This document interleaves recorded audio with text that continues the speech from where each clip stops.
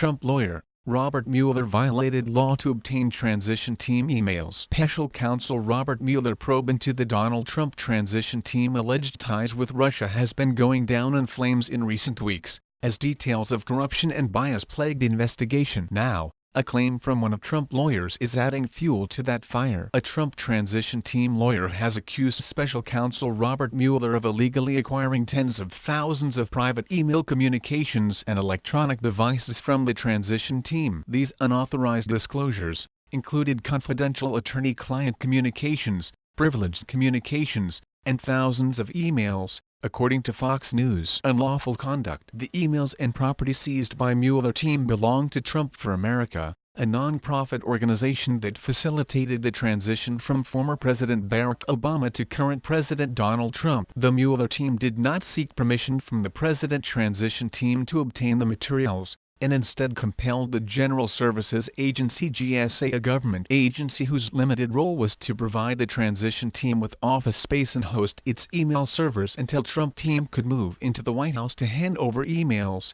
computers, cell phones, and an iPad owned by Trump staff, according to the report. After requests from Mueller in August, GSA staff prepared a flash drive with the Trump team emails for the special counsel to review.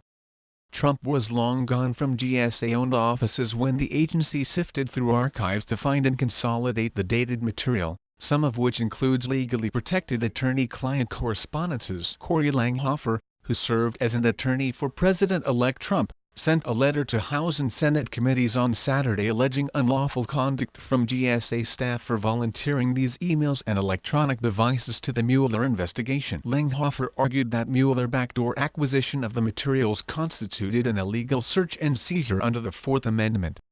Mueller agents failed to produce a warrant or subpoenas in their requests for the evidence, instead relying upon a non-binding written request to convince or even coerce the GSA into cooperation. Counsel responds. Langhofer also argued in his letter to Congress that the privacy breach represents a concern for all future presidents-elect and their transition team that work within GSA property. He said lawmakers should act immediately to protect future presidential transitions from having their private records misappropriated by government agencies, particularly in the context of sensitive investigations intersecting with political motives. A spokesman for Mueller team, Peter Carr, denied any wrongdoing from investigators. However, when we have obtained emails in the course of our ongoing criminal investigation, we have secured either the account owner consent or appropriate criminal process, Carr said. GSA Deputy Counsel Lenny LaEntrat also denied a claim made by Langhofer that the GSA promised to forward any legal requests for records to the Trump attorneys. LaEntrat insisted that his predecessor never made that commitment with the transition team. Anti-Trump hit squad. To make matters worse,